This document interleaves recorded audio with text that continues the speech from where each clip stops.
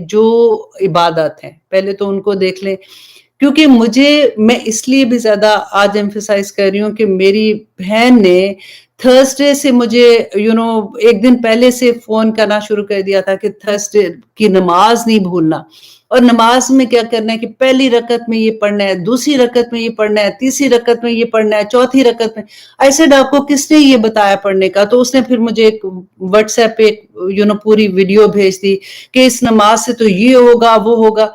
یہ نماز نبی صلی اللہ علیہ وسلم سے ثابت نہیں ہے۔ اب دیکھیے اس کے علاوہ دیکھیے ہم کیا کرتے ہیں، 27 رجب کو جاگا جاتا ہے کہ یہ معراج کی رات ہے۔ نمبر 2، اس کے اگلے دن روزہ رکھا جاتا ہے۔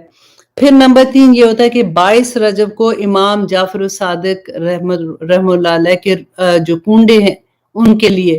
اب یہ بات ہم، کیونکہ سب سے پہلے میں آپ کو پھر سے یہ کہہ دوں کہ اللہ سبحانہ تعالیٰ سے یہ دعا کریں، یا رب العالمین ہمارے سینے کو کھول دے، یا اللہ ہمارے دماغوں کو کھول دے، تاکہ ہمیں وہ چیز سمجھ آ جائے جو حق ہے۔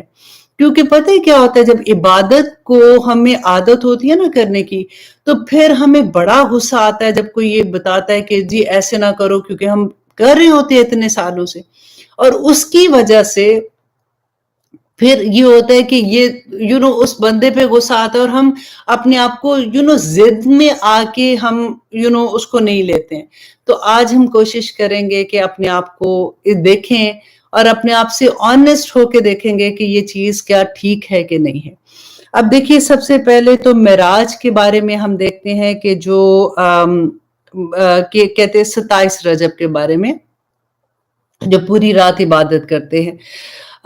مجھے یاد ہے کہ بچپن میں میری امی بھی کہا کرتی تھی، تو ہم بھی بیٹھ جاتے تھے، ہم پوری رات عبادت کرتے تھے، اور آگے آج جو آیت پڑھیں گے تو پھر انشاءاللہ اس کی ڈیٹیل بھی وہاں سے دیکھیں گے کہ رجب معراج کے بارے میں کو آلموسٹ اگر آپ دیکھیں نا 30 سے زیادہ آپ کو روایات ملیں گی، 30 سے زیادہ روایت ملیں گی۔ کسی میں سال فرق ہے، کسی میں مہینہ فرق ہے، کسی میں دن فرق ہے۔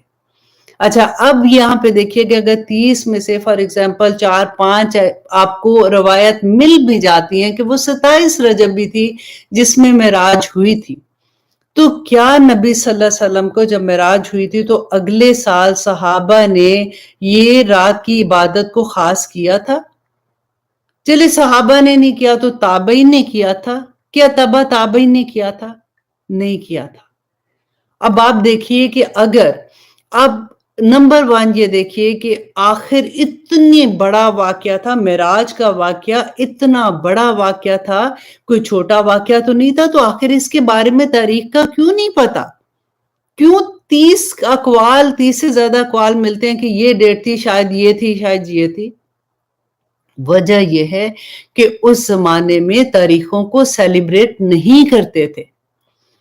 اس زمانے میں بھی نبی صلی اللہ علیہ وسلم کی جو ہمیں سبق ملتا ہے نبی صلی اللہ علیہ وسلم کا، کہ جو کوئی واقعہ ہوتا تھا نا اس سے سبق لیتے تھے کہ یہ واقعہ کیا ہوا، اس میں کیا ہوا تھا، معراج پہ نبی صلی اللہ علیہ وسلم کیسے گئے تھے، وہاں پہ اللہ سبحانہ تعالیٰ نے ان کو کیا تحفے عطا کیے تھے، اس کے بارے میں ساری چیزیں تھیں۔ اسی وجہ سے ہمیں کبھی بھی دیکھیں نبی صلی اللہ علیہ وسلم کی پیدائش کے بارے میں ہمیں اختلاف آتا ہے نا، ڈیٹ کا پکا نہیں پتا، لیکن وفات کا پتا ہے، کیونکہ اس زمانے میں لکھنا شروع ہو گئے تھے، کچھ پتا تھا، لیکن اس زمانے میں نہیں پتا تھا۔ ہم وہ اندازہ لگاتے ہیں کہ یہ تاریخ ہوگی، یہ ہوگی، یہ ہوگی۔ اسی طرح سے اس زمانے میں کیونکہ رواج ہی نہیں تھا تو پتہ ہی نہیں تھا۔ اب اگر یہ پتا بھی تھا تو پھر نمبر 2 وہی بات آ جاتی ہے کہ نبی صلی اللہ علیہ وسلم نے نہیں منایا تھا، اس کے نہ کہا تھا اس کے بارے میں، نہ صحابہ نے کیا تھا۔ ہاں اگر وہ اس رات کو آپ کی عادت ہے، آپ تہجد گزار ہے، آپ پڑھتے ہیں، آپ اس رات کو بھی پڑھے، اس میں کوئی بری بات نہیں ہے، اس میں پڑھنا چاہیے۔ اگر آپ اس رات کو آپ کو عادت ہے، فار ایگزامپل روزے رکھنے کی عادت ہے، آپ ایوری منڈے کا اینڈ تھرسڈے کا روزہ رکھتے ہیں، اب ایام 20 کا جو 3 دن کے مہینے کے روزے ہیں اس کے اندر یہی تاریخ آ جاتی ہے، پھر روزہ رکھتے ہیں، اس میں کوئی بری بات نہیں ہے۔ لیکن اگر آپ خاص اس کو عبادت سمجھ کے، ثواب سمجھ کے ایک ایڈ آن چیز کر دیں کہ نبی صلی اللہ علیہ وسلم نے یہ کہا تھا، کیونکہ آپ کو وہ حدیث یاد ہے کہ نبی صلی اللہ علیہ وسلم نے کہا تھا کہ اگر کوئی میرے اوپر جھوٹ بول کے کوئی بات کرے گا تو وہ اپنا ٹھکانہ دوزخ بنا لے. لوگ اتنے آرام سے جب یہ بات کہہ دیتے ہیں نا کہ کیونکہ نبی صلی اللہ علیہ وسلم نے یہ کہا تھا اور کیا تھا اس لیے ہم کر رہے ہیں. اب دیکھیے کہ اب یہاں پہ میں تھوڑا سا، کیونکہ معراج کی بات ہو رہی ہے تو میں چاہ رہی تھی کہ میں تھوڑا سا آپ کو معراج کے بارے میں بتا دوں، کیونکہ رجب کا سب سے خوبصورت، دیکھیے اگر منانا ہی ہے نا تو پھر سب سے خوبصورت یہ بات ہے کہ اگر آپ کو یہ لگتا ہے فار ایگزامپل آپ اسی پہ ہیں کہ اس دن رجب نبی صلی اللہ علیہ وسلم معراج پہ گئے تھے، تو پھر اپنے بچوں کو، اپنے دوستوں کو اکٹھا کریں اور ان کو بتائیں کہ معراج کیا تھی، نبی صلی اللہ علیہ وسلم کو کیسے اللہ سبحانہ تعالیٰ آسمان دنیا پہ لے کے گئے تھے، وہاں پہ ہمیں کیا تحفے دیے گئے تھے، مسلمان امت کو کیا کہا گیا تھا، کیا پیغام دیا گیا تھا، تاکہ یہ ہمارے اوپر فرض بنتا ہے تاکہ ہم یہ چیزیں اپنی اگلی نسلوں تک پہنچائیں. اب جب ہمیں نہیں پتا ہوگا کہ معراج کیا ہے، نبی صلی اللہ علیہ وسلم اسرا کیا تھا، معراج کیا تھا، کہاں پہ اللہ سبحانہ تعالیٰ نے کیا کہا، نبی صلی اللہ علیہ وسلم نے اس کے بارے میں کیا کہا تھا، تو ہم اپنی نسلوں کو کیا بتائیں گے.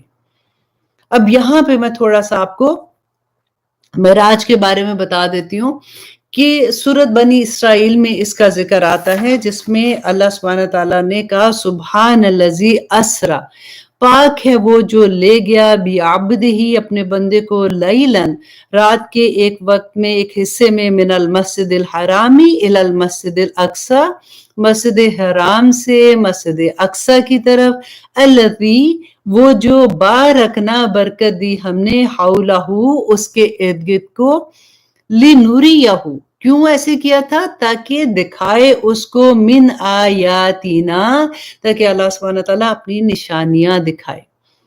اب یہاں پہ دیکھیے کہ ہوا کیا تھا، ایک جو بہت سٹرونگ ایک کال ملتا ہے کہ 10 ہجری کو جب نبی صلی اللہ علیہ وسلم کے ساتھ کیا ہوا تھا کہ جب آپ کو یاد ہے شیب ابی طالب میں جب مسلمانوں کو محصور کر دیا گیا تھا، 3 سال تک ان سے بائیکاٹ کر دیا گیا تھا، اتنا برا حال تھا کہ مسلمان جو تھے وہاں پہ ان کو پتے کھا کے اپنی بھوک جب لگتی تھی اور وہ ساری کی ان کی چیخوں کی آوازیں وادی سے جب باہر آتی تھی، کیا حال ہوتا تھا. اس زمانے کے دوران میں حضرت خدیجہ بہت کمزور ہو گئی تھی، اور جیسے ہی وہ باہر آتے ہیں پھر فوراً حضرت خدیجہ کا انتقال ہو گیا، اور اسی سال میں ابو طالب کا انتقال ہو گیا. اور دیکھیے ابو طالب کون تھے، حضرت علی کے فادر تھے نا. تو نبی صلی اللہ علیہ وسلم کو جو امان تھی وہاں پہ وہ حضرت ابو طالب کی وجہ سے تھی کیونکہ وہ سردار تھے، اور اس زمانے کا یہی رواج ہوتا تھا کہ وہ کسی کی امان ہوتی تھی تو نبی صلی اللہ علیہ وسلم کو کوئی کچھ نہیں کہہ سکتا تھا بیکاز آف ابو طالب. اب جب بھی کبھی وہ پریشان ہوتے تھے، گھر جاتے تھے، تو ان کی وائف جو حضرت خدیجہ تھی وہ ان کو تسلیاں دیتی تھی. تو اس وقت ایک دم دونوں کے دونوں جو اتنے سٹرونگ ان کے ریلیشن تھے وہ دونوں کے دونوں کی وفات ہو گئی. تو نبی صلی اللہ علیہ وسلم بہت، اس کو عام حزن بھی کہتے ہیں، کہ بہت سیڈ تھے. اب کہتے ہیں کہ جیسے ہوتا ہے نا کہ جب کوئی اداس ہوتا ہے تو اس کا دوست اس کو اس کا دل کرنے کے لیے، کہ اس کو خوش کرنے کے لیے بلاتے، تو اس وقت اللہ سبحانہ تعالیٰ نے نبی صلی اللہ علیہ وسلم کو معراج پہ بلایا تھا. اور یہ واقعہ کیا ہوا تھا کہ نبی صلی اللہ علیہ وسلم کہتے ہیں کہ ایک دن پہلے کیا ہوا تھا کہ وہ سوئے ہوئے تھے، تو 2 فرشتے آتے ہیں اور وہ نبی صلی اللہ علیہ وسلم کا سینہ چاک کرتے ہیں اور ان کا دل جو ہے وہ نکال کے ایک تشتری میں رکھ کے آب زمزم سے دھوتے ہیں. اور اس وقت وہ کہتے ہیں کہ اس میں آب زمزم سے دھو کے اس میں ایمان اور حکمت کا نور بھر دیا اور پھر واپس اس کو سی دیا گیا تھا. اور نیکسٹ ڈے پھر اس طرح سے جبرائیل علیہ السلام آتے ہیں اور نبی صلی اللہ علیہ وسلم کو لے کے حتیم کے ایریا میں جاتے ہیں، وہی جو ڈی کا ایریا ہے نا، جو میں نے آپ کو لاسٹ ٹائم بھی بتایا تھا خانہ کعبہ میں، وہاں پہ لے کے جاتے ہیں اور وہاں سے براق پہ مکہ سے بیت المقدس سے بیت المقدس کی طرف لے کے جاتے ہیں، بیت اللہ سے. تو دیکھیے اس زمانے میں بھی کیونکہ اونٹوں پہ سفر ہوتا تھا، 40 دن کا سفر تھا.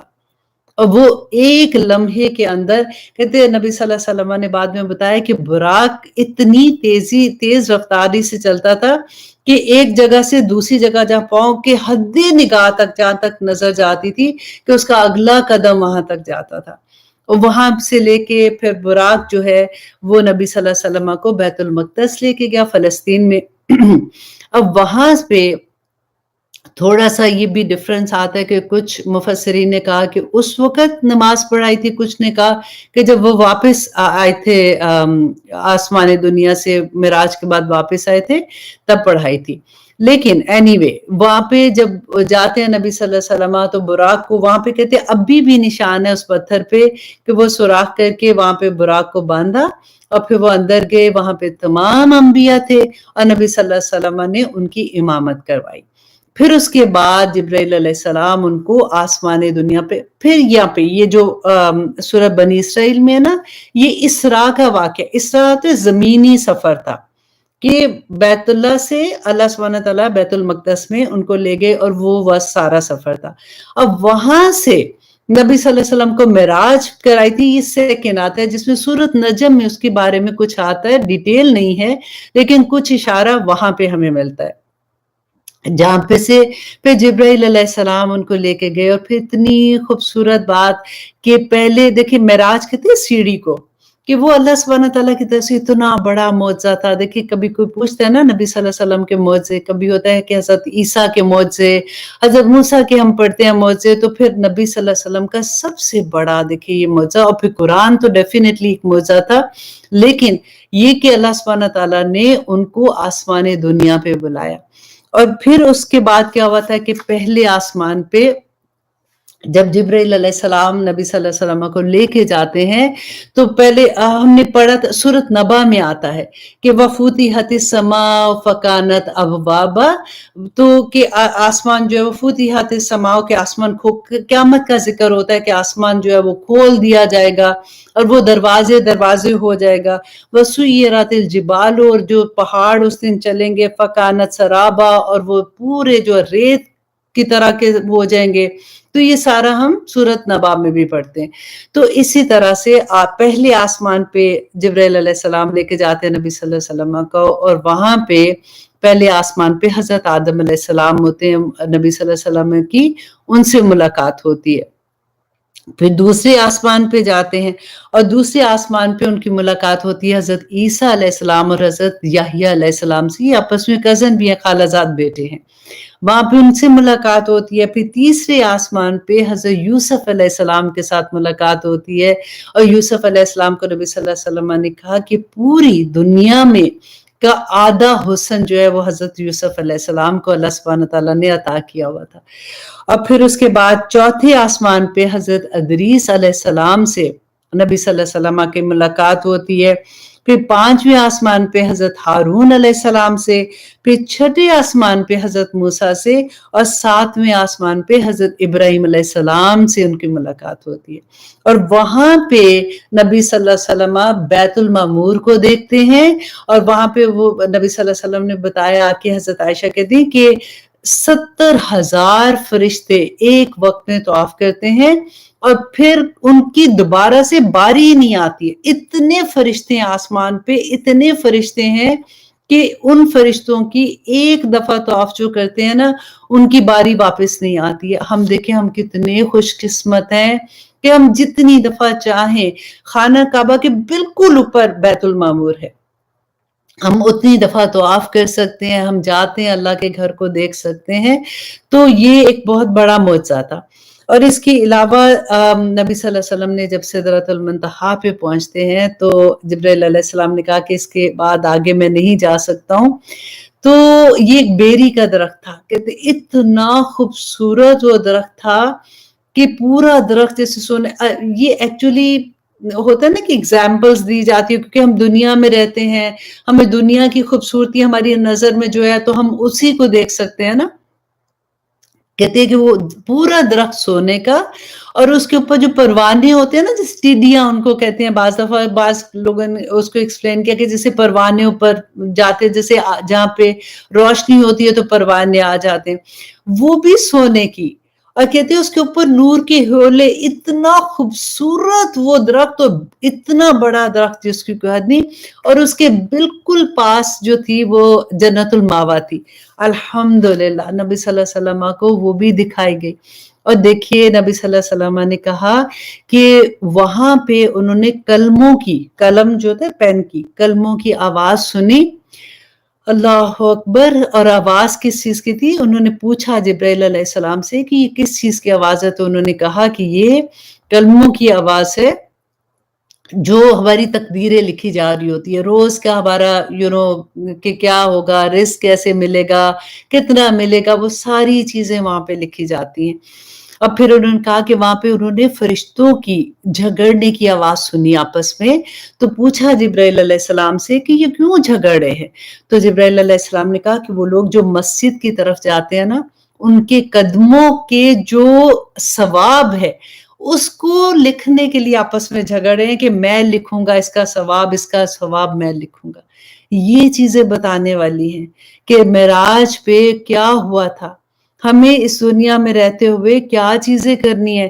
یہ بالکل وہی بات ہے کہ اوپن بک ٹیسٹ کی طرح، کہ ہمیں پتا چل گیا کہ اچھا یہ چیز ہوگی، یہ چیز وہاں پہ قیامت کے دن ہوگی۔ اور پھر دیکھیے نبی صلی اللہ علیہ وسلم نے کہتے ہیں کہ جنت میں جیسے انہوں نے دیکھا کہ ان کو قدموں کی آواز آئی، تو انہوں نے جبرائیل علیہ السلام سے پوچھا کہ جبرائیل یہ کس کی قدموں کی آواز ہے؟ تو جبرائیل علیہ السلام نے کہا کہ یہ بلال کی قدموں کی آواز ہے۔ اللہ اکبر! تو وہ دیکھیں نبی صلی اللہ علیہ وسلم ابھی جا رہے ہیں تو بلال اس سے پہلے ہی ادھر موجود تھے، وہ مؤذن تھے نا، اس لیے۔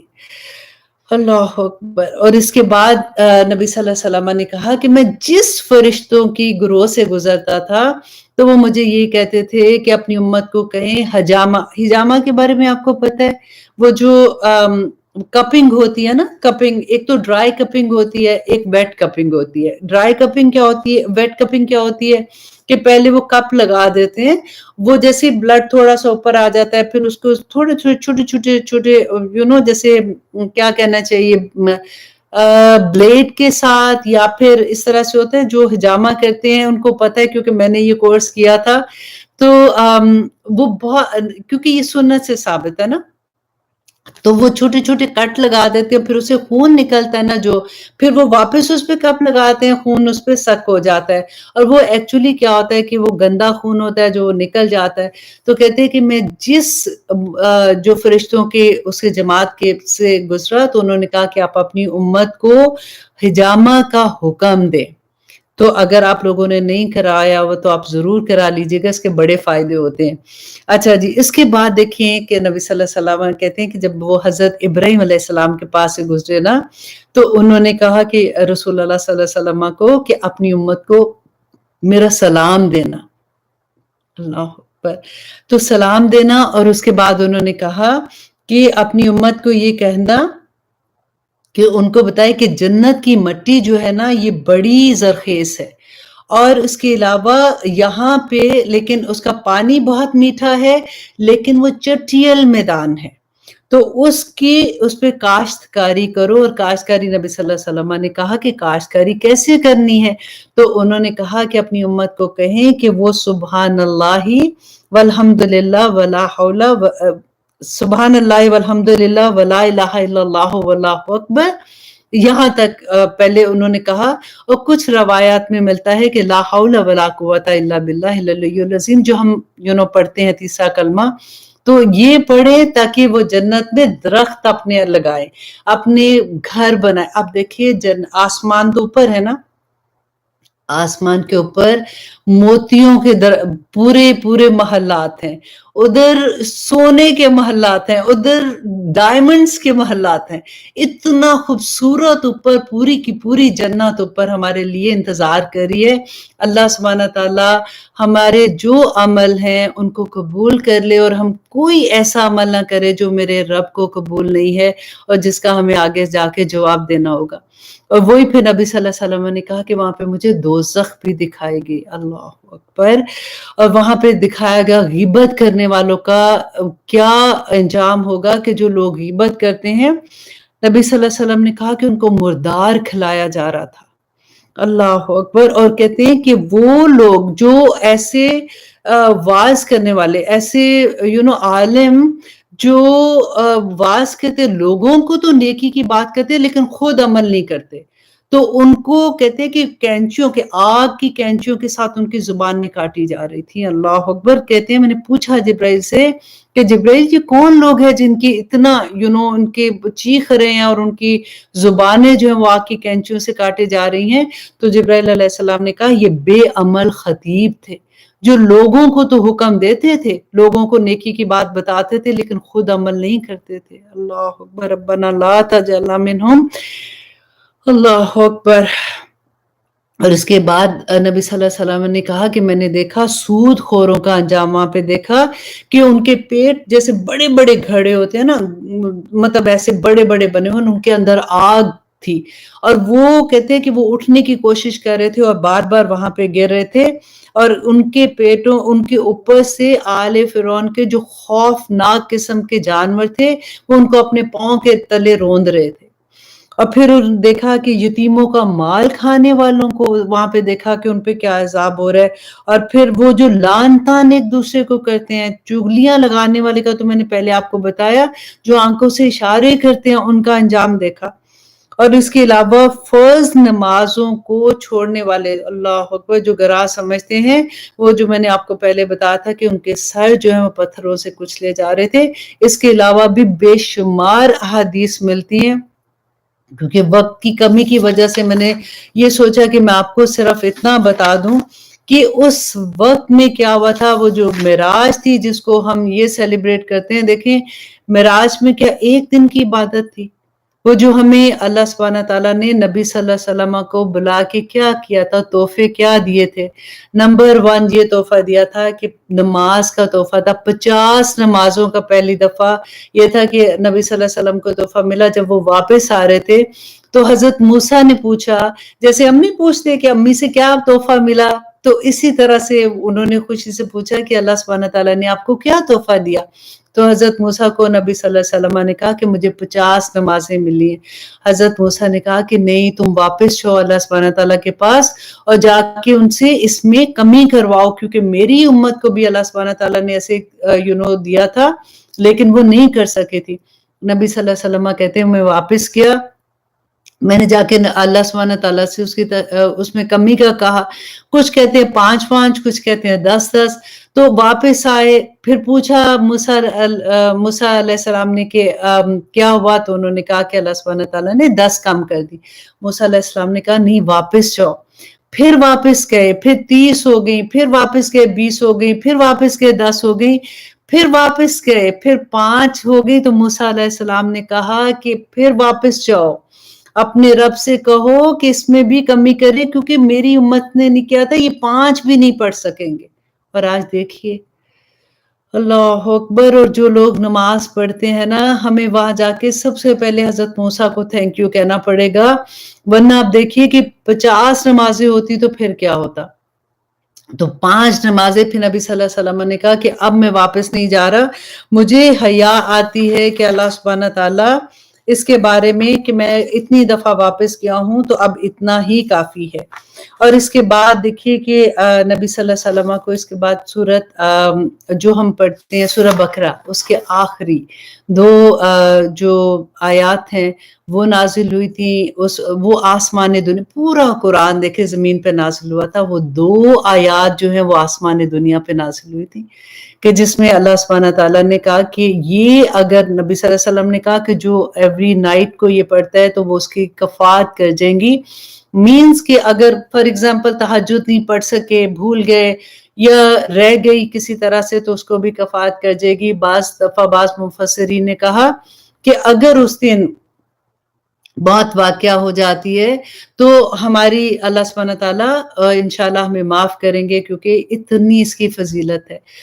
اور اس کے علاوہ یہ تھا کہ جو شرک نہیں کرتے، اللہ سبحانہ تعالیٰ نے کہا کہ وہ ان کو اللہ سبحانہ تعالیٰ بخش دیں گے، الحمدللہ. اور پھر ایک نیکی کرنے پہ 10 نیکیوں کا جو ثواب ہے، یہ بھی وہاں کا تحفہ تھا جو معراج پہ ملا تھا. تو دیکھیے نماز جو ہے یہ تو نہیں تھا کہ اس ایک رات کی عبادت کر کے ختم ہونا، یہ ایوری ڈے 5 وقت کی نماز تھی۔ 5 وقت کی نماز کا تحفہ ہے جو ہمیں ملا ہے، تو ہمیں اپنے بچوں کو یہ بتانا ہے کہ اس رات کو کیا ہوا تھا، یہ سیلیبریٹ کرنا ہے، اور اللہ سبحانہ تعالیٰ ہمیں توفیق عطا کرے، آمین ثم آمین۔ اب اس کے بعد دیکھیے کہ سیکنڈ چیز جو تھی وہ ہم آتے ہیں ذکر کرتے ہیں کہ جو اس مہینے عبادت کے نام پہ لوگ کرتے ہیں اور اس کو ریلیجیسلی کرتے ہیں، وہ یہ ہے کہ امام جعفر الصادق رحمہ اللہ علیہ کے کنڈے۔ اب دیکھیے اس کا نام سے ہی آپ کو لگتا ہے کہ اگر دیکھیے اسلام میں کیا ہے کہ اگر ہم عید ہے، عید الاضحیٰ ہے، عید الفطر ہے، اور پھر رمضان ہے، یہ سارے نام جو بھی آتے ہیں ہم دیکھتے ہیں کہ یہ سارے نام جو ہے ہم اسی لینگویج میں عربی زبان میں ہے۔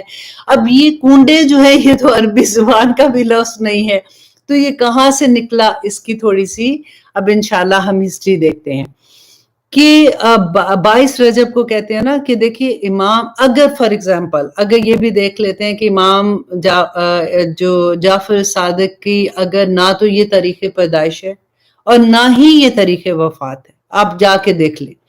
اگر دیکھیں کسی کے اصال ثواب کے لیے کوئی چیز کرنے میں کوئی، آپ کسی وقت کر لے، کسی دن کرتے ہیں، اس میں کوئی اللہ سبحانہ تعالیٰ نے منع نہیں کیا، اصال ثواب ہم کر سکتے، لیکن اس کو ایک خاص دن کے لیے کہ اس دن اس کے لیے اصال ثواب کرنا ہے، کس نے کہا ہے؟ کس نے کہا ہے؟ رائٹ؟ سوال تو اب یہی ہے نا کہ کیا نبی صلی اللہ علیہ وسلم نے کہا تھا؟ کیا اللہ سبحانہ تعالیٰ نے قرآن میں کوئی حکم دیا؟ نہیں ہے، تو پھر ہم کیسے کر سکتے ہیں؟ اب دیکھیں یہ اگر اس کی ہسٹری آپ دیکھیں، کیونکہ اگر آپ دیکھتے ہیں کہ جو انڈیا ہے، انڈیا میں یہ کنڈے کرنے کا طریقہ ڈیفرنٹ ہے، پاکستان میں کرنے کا طریقہ ڈیفرنٹ ہے، اور یہاں پہ کیا انڈیا میں پہلے ہم اس کی بات کر لیتے ہیں کہ وہاں پہ کیا ہوتا ہے کہ زیادہ تر لوگ جو میری جن سے بات ہوئی تھی، میں ان سے، کیونکہ یہ ٹاپک تھا میں ڈسکشن کر رہی تھی، تو میں نے ان لوگوں سے جب پوچھا تو جو مجھے انفارمیشن ملی ہے میں آپ کے ساتھ شیئر کرنا چاہوں گی کہ وہ ایک کیا ہوتا ہے کہ ایک کمرہ ہوتے بند جیسے ہوتا ہے، پردے بھی گرے ہوتے ہیں، مطلب کسی کو بڑی پرائیویٹلی ایک بندہ اندر جاتا ہے، وہ میٹھا جو بھی ہوتا ہے وہ کھیر کھاتا ہے، وہیں پہ اس کو پھینک دیا جاتا ہے، اسی طرح سے ہاتھ صاف کرتا ہے، وہ پانی بھی پھینک دیا جاتا ہے، ساری چیزیں ہٹا دی جاتی ہیں، پھر اس کے بعد نیکسٹ بندہ جاتا ہے اور پھر وہ اسی طرح سے کرتا رہتا ہے۔ یہ چھپ کے جو کرنے کا تھا، یہ کیا تھا ایکچولی، کیا تھا کہ یہ جو دن ہے نا 22 رجب کا، یہ امیر معاویہ کی وفات کا دن ہے، حضرت امیر معاویہ کی وفات کا دن ہے۔ ہوا کیا تھا کہ اس زمانے میں خوارج جو تھے نا، کیونکہ وہ ان کی امیر معاویہ سے ڈیفینیٹلی وہ ان کی دشمنی تھی، تو ان کو کیا تھا کہ جب ان کی وفات ہوئی تھی تو انہوں نے خوشیاں منائی، اور کیونکہ وہ تو خلیفہ تھے، کھلے عام تو کر نہیں سکتے تھے، تو انہوں نے چھپ کے گھر میں میٹھا بنایا، اور اپنے جن کو فرینڈز کو، جو بھی آپس کے طرح کے لوگ تھے، ان کو بلا کے چھپ چھپ کے انہوں نے یہ خوشیاں منائی۔ تو اس طرح اس چیز کو لیتے لیتے لیتے لیتے یہاں تک بات آئی۔ اچھا، اب آئیے پاکستان کی طرف۔ پاکستان میں کیا ہوتا ہے کہ کئی دفعہ کھیر ہوتی ہے، پھر کئی دفعہ اس میں چھلا ایک نکلتا ہے، وہ کہتے ہیں جی چھلا جس کا نکلتا ہے وہ پھر وہ اس کو منت مانگتے ہیں کہ جی ہماری منت اگر پوری ہوگی تو پھر نیکسٹ ایئر پھر ہم کریں گے، اور اسی طرح سے کنڈے کرتے جاتے ہیں، جس کی منت پوری ہو جاتی ہے وہ پھر آگے سے کرنا شروع ہو جاتا ہے، اور یہ ایک دفعہ نہیں ہوتا، پھر جس کی منت پوری ہوتی ہے وہ پھر ہر سال کرتے ہیں، ٹھیک ہے۔ اب یہ دیکھیے کہ یہ کنڈوں کی رسم شروع کہاں سے ہوتی، پچھلی صدی میں 1906 میں امیر مینائی کے خاندان سے یہ رسم شروع ہوئی ہے۔ اس کا کوئی پیچھے روٹ ہی کوئی نہیں ہے، کہیں بھی نہیں، یہاں سے شروع ہوئی ہے، اور آج دیکھیں ہم کدھر پہنچے ہوئے۔ اب دیکھیں جب ہم دعائیں مانگتے ہیں نا، کئی دفعہ ہماری دعائیں پوری ہوتی ہیں، کئی دعائیں ہماری پوری نہیں ہوتی ہیں۔ اسی طرح سے اگر کنڈے کھانے جاتے ہیں، وہاں پہ اگر کسی نے چھلا نکالا اور اپنی ایک منت مانگی، ان میں سے جس کی پوری ہو جاتی ہے وہ پھر آگے سے کنڈوں پہ کنڈے کرنا شروع ہو جاتے ہیں۔ تو اس کی اصل نہیں ہے، نبی کوئی دیکھے دین میں ایسا کام آپ کرتے ہیں تو اللہ سبحانہ تعالیٰ کو جواب دینا پڑے گا. بس اپنا میں اس لیے آپ کو یہ جو ساری بات بتا رہی ہوں کہ اللہ سبحانہ تعالیٰ سے دعا کریں کہ اللہ سبحانہ تعالیٰ ہمارے سینے بھی کھول دے، ہمارے دماغ بھی کھول دے، ہم انا میں آ کے یہ چیزیں نہ کریں جس کا ہمیں جواب دینا پڑے. دیکھیے جب ہم کوئی نیکی کا کام ایسے کر رہے ہوتے ہیں نا جس میں ہم کہتے ہیں حرج ہی کیا ہے، تو پھر ان کو چھوڑتے ہوئے بھی بڑی تکلیف ہوتی ہے. پھر ان کو چھوڑتے ہوئے ہمیں یہ لگتا ہے کہ میری تو امی بھی کر رہی تھی، ہماری تو دادی کرتی تھی، اب یہ کیا تم نیا کوئی دین لے کے آگے ہو، کیا ان کو نہیں پتا تھا؟ تو آئیے اس پوری جو میں نے آپ کو سٹوری بتائی، ابھی کتنا ہے 53 ہو گئے. ہم ایک آیا جو ہے ہمیشہ کی طرح میں آپ کو کہتی ہوں نا کہ آج کا سبق جو ہے نا اس میں جو آیا ہے اگر یہ سمجھ آ گئی تو ہمارا پورا دین ٹھیک ہو جائے گا. وہی بات ہر دفعہ میں آپ کو یہی کہتی ہوں اور آنیسٹلی ہر دفعہ یہی بات ہوتی ہے کہ ہر آیا ہی اتنی خوبصورت ہے کہ دیکھیں آیا نمبر 104 کو دیکھتے ہیں کہ وَإِذَا قِيلَ لَهُمْ، اور جب کہا جاتا ہے، اب پوری چیز کو آپ دیکھیے کہ جب ان سے کہا جاتا ہے تعالو کہ آؤ الہ طرف ما انزل اللہ، جو اللہ نے نازل کیا. اللہ نے کیا نازل کیا تھا؟ قرآن نازل کیا نا، کہ اللہ نے نازل کیا وَإِلَى رسولی، اور رسول کی طرف وہ کیا تھا؟ سنت ہے نبی صلی اللہ علیہ وسلم کی. تو قالو کہتے ہیں، اگر ہم کہتے کہ بتاؤ کدھر ہے قرآن میں یہ لکھا ہوا ہے، کیا نبی صلی اللہ علیہ وسلم نے یہ بتایا تھا، کیوں کہہ رہے ہو؟ تو کیا کہتے ہیں؟ حسبنا، کافی ہے ہمیں، ما وجدنا، جو پایا ہم نے، علیہ اس پر، آباءنا، اپنے آباء اجداد کو. تو اللہ سبحانہ تعالیٰ کہتے ہیں یہی بات نا کہ میری امی کرتی تھی، دادی کرتی تھی، تو تم کیا نیا دین لے کے آئی ہو؟ تو اللہ سبحانہ تعالیٰ کہتے ہیں اولو کانا آباؤہم لا یعلمون شیئا، کہ اگرچہ کیا بھلا اگر ان کے جو آباء اجداد تھے ان کو علم نہیں تھا پھر بھی وہ ایسے کریں گے. ولا یہتدون، اور نہ وہ ہدایت یافتہ تھے. اب یہاں پہ کیا ہے دیکھیے، ہمارے جو آباء و اجداد تھے نا، الحمدللہ ہماری امیاں، نانی، دادی تہجد گزار بھی تھی، لیکن ان کے پاس انہوں نے قرآن کو سمجھ کے جیسے تفسیر اور ورڈ ٹو ورڈ ٹرانسلیشن اس طرح سے نہیں پڑھا ہوا تھا. اس زمانے میں رواج بھی نہیں تھا. اگر دیکھیں آج ہمیں اللہ سبحانہ تعالیٰ کا کروڑ شکر ہے کہ اللہ سبحانہ تعالیٰ نے ہماری زندگیوں میں قرآن کھول دیے. آپ لوگ جتنے اس وقت سن رہے ہیں اس کو شیئر کرتے ہیں، آگے سے آگے بتاتے ہیں، اللہ سبحانہ تعالیٰ اس کو قبول کرے. تو جب ہمیں پتہ چل گیا نا تو پھر ہم اللہ سے دعا کریں کہ یا رب العالمین، اگر میرے ماں باپ نے کوئی ایسا کام کیا ہے جو اللہ سبحانہ تعالیٰ کے احکامات کے مطابق نہیں تھا، یا اللہ ان کو معاف کرنا، وہ معصوم تھے، انہوں نے جیسے سنا انہوں نے اسی طرح سے کیا. تو اللہ سبحانہ تعالیٰ مجھے میرے ماں باپ کے لیے صدقہ جاریہ بنا دے اور میری نیک عمل ان کے آگے آ جائیں، اور اللہ سبحانہ تعالیٰ ہمیں سب کو وہ دین سمجھنے کی توفیق عطا کر، کیونکہ جو ہم عمل کریں گے وہی ہم نے اگلی نسلوں کو دینا ہے، اور ہماری نسلوں کو اصل میں وہ دین چلا جائے جو اصل دین ہے. کیونکہ دیکھیں نبی صلی اللہ علیہ وسلم کو گئے کتنے سال ہو گئے نا. اب یہی بات یہ حضرت عیسیٰ کے بعد، حضرت موسیٰ کے بعد جب قوم میں بدعت آنی شروع ہو گئی تھی، لوگوں نے دین میں اضافے کرنے شروع کر دیے، اصل دین ختم کر دیا. وہی چیزوں کے ساتھ آج ہماری جنگ ہے، وہی چیز کے ساتھ کہ ہم اپنی نئی نسلوں کو، ہم اپنے ان کی آگے نسلوں کو تاکہ اصل دین دے سکیں، اور وہ ساری چیزیں جو اسلام میں نہیں ہیں، اللہ سبحانہ تعالیٰ نے منع کی ہیں، ان سے ہم باز آ جائیں. آمین ثم آمین. بس اپنے دل کو ٹھنڈا رکھ کے جو لوگ کر رہے ہیں، اگر ابھی بھی آپ لوگوں کو اس بات کی نہیں سمجھ آ رہی تو کوئی بات نہیں، انشاءاللہ اللہ سبحانہ تعالیٰ سے دعا کرتے رہیں. میں پھر وہی بات کہوں گی آخر میں اس کلاس کے کہ دعا کرتے رہیں اللہ سبحانہ تعالیٰ سے کہ یا رب العالمین مجھے سمجھ آ رہی ہے اور نہیں بھی آ رہی ہے، میں کرتی ہوں، اب میں کیا کروں؟ تو اللہ سبحانہ تعالیٰ مجھ پہ کھول دے، اللہ آرنی حق حقا وارزقنا اتباعہ، کہ اللہ حق دکھا دے تاکہ میں اس کی پیروی کر سکوں. تو انشاءاللہ اللہ سبحانہ تعالیٰ دل کھول دیں گے، اللہ سبحانہ تعالیٰ ہمیں وہ راستے بتا دیں گے جو اللہ کے صحیح راستے.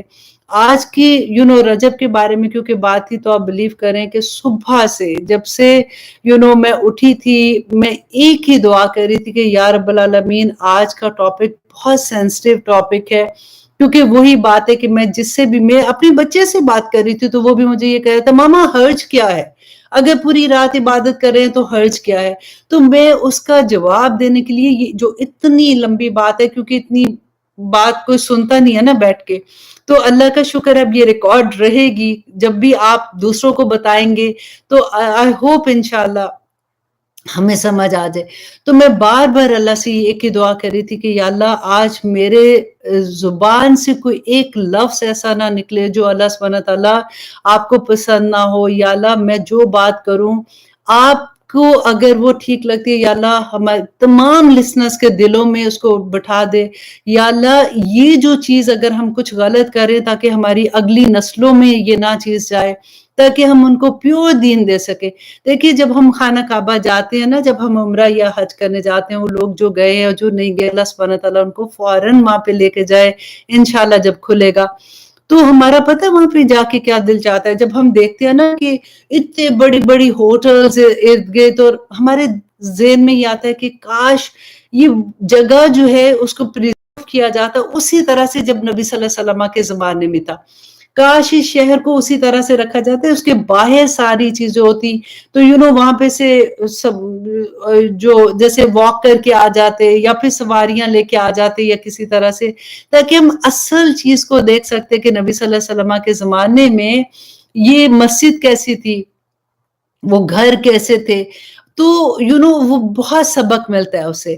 تو اسی طرح سے دل چاہتا ہے کہ جو اللہ نے جو دین دیا، جو نبی صلی اللہ علیہ وسلم نے دین دیا نا، وہی دین ہم آگے پہنچائیں، اور جو ایڈ آن چیزیں ہو گئی ہیں ان کو علیحدہ سے ہم ان کو نکال سکیں، تاکہ ہم اللہ سبحانہ تعالیٰ کے آگے سرخرو ہو جائیں۔ آمین ثم آمین۔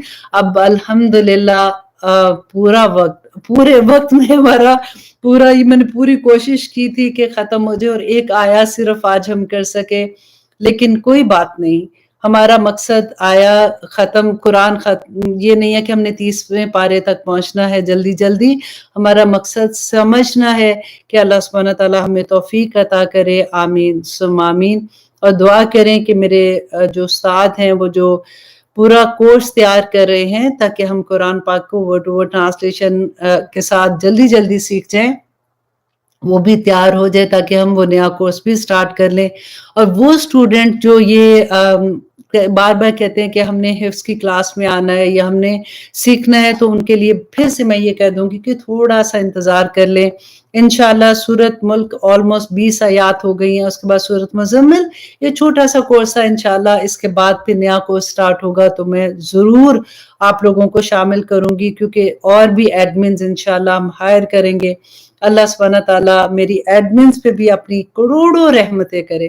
وہ بچیاں جو پاکستان میں بغیر کسی لالچ کے، بغیر کسی چیز کے میرے اس سفر میں ساتھ جڑی تھی، اللہ سبحانہ تعالیٰ ان کو کروٹ کروٹ اس کا اجر عطا کرے، اور وہ لوگ جو شیئر کرتے ہیں اللہ سبحانہ تعالیٰ ان کو بھی اس کا اجر دے۔ الحمد ہے اور العالمین ہے، یہ دونوں جگہ پہ جو الف لام ہے وہ کسی نکرہ کو معرفہ کرنے کے لیے استعمال ہوتا ہے، اور جو یا نون ہے آخر میں وہ جمع کے لیے ہے۔ یہ آپ تھوڑی دیر آپ اسی طرح سے بار بار سنتے رہیں گے، اپنے نوٹس اپنے ساتھ ساتھ بناتے رہیں۔ آپ یقین کریں کہ ایک سپارے کے بعد میں اپنے اسٹوڈنٹ کو بھی یہی کہتی ہوں کہ انشاءاللہ ایک سپارے کے بعد آپ خود سے ترجمہ، آپ کے پاس لکھا ہوا نہیں ہوگا نا، آپ پھر بھی کرنے کے قابل ہو جائیں گے۔ اور اس کے العالمین میں تمام جہانوں کا رب، اور اب عالم جو ہے اس کا کوئی واحد نہیں ہے، صرف عالم جو ہے وہ اس میں جمع ہے، اور آپ سوچئے کہ عالم کی بھی جمع عالمین آ جاتی ہے۔ اور الحمدللہ رب العالمین، تمام کی تمام تعریفیں، تمام کے تمام شکر اللہ سبحانہ تعالیٰ کے لیے ہیں۔ جب ہم یہ کلمہ ادا کرتے ہیں تو نبی کریم صلی اللہ علیہ وسلم نے ہمیں بتایا کہ یہ کلمہ اتنا بھاری ہے کہ زمین اور آسمان کے درمیان میں جتنی خلا ہے وہ اس کو بھر دیتا ہے، اور پھر میزان پہ سب سے بھاری ہے، اور اللہ سبحانہ تعالیٰ کو سب سے زیادہ عزیز ہے۔ آخر اس کلمے میں کیا بات ہے؟ دیکھیے ہم کتنی دفعہ پڑھتے ہیں، اب نماز کے بعد بھی 33 ٹائمز تو ہم پڑھتے ہیں نا، الحمدللہ الحمدللہ، ادھر پھریں ادھر اگر تسبیح پکڑی ہوئی ہے تو تب بھی ہم پڑھتے جاتے ہیں، لیکن یہ کلمہ ہمارے دل سے نہیں نکلتا، کیونکہ ہمیں اس کا پتہ ہی نہیں کہ اس کا مطلب کیا ہے۔ الحمد وہ شکر ہے، آپ کو میں ایک ایگزامپل سے سمجھاتی ہوں کہ جیسے فار ایگزامپل آپ نے کسی کی مدد کی، آپ کو پتہ چلا کہ کسی کے گھر میں کھانا نہیں ہے، اس کے بچے ہیں چھوٹے چھوٹے اور ان کے گھر میں کھانے کی چیزیں نہیں ہیں، اور آپ ان کو کہتے ہیں کہ جی آج سے آپ کے گھر میں کھانا میرے گھر سے آیا کرے گا اور آپ نے فکر نہیں کرنی۔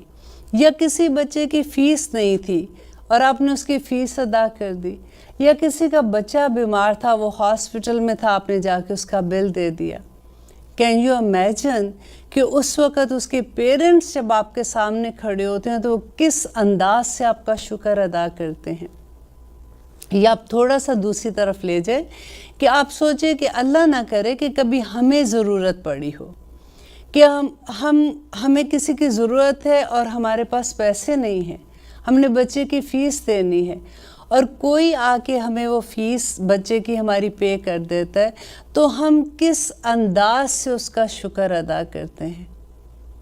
ہماری آنکھوں میں جو اس کے لیے عزت ہوتی ہے، جو ہماری پوری لینگویج، باڈی لینگویج اس کے سامنے جس طرح سے ہم کھڑے ہوتے ہیں، اور یہ نہ صرف اونلی اس ٹائم پہ، زندگی میں جب بھی اس کو ملیں گے، ہم کہیں بھی دور بیٹھے ہوئے ہم بھاگ کے جاتے ہیں اور ان کو جا کے ملتے ہیں کہ انہوں نے اس وقت ہماری مدد کی تھی۔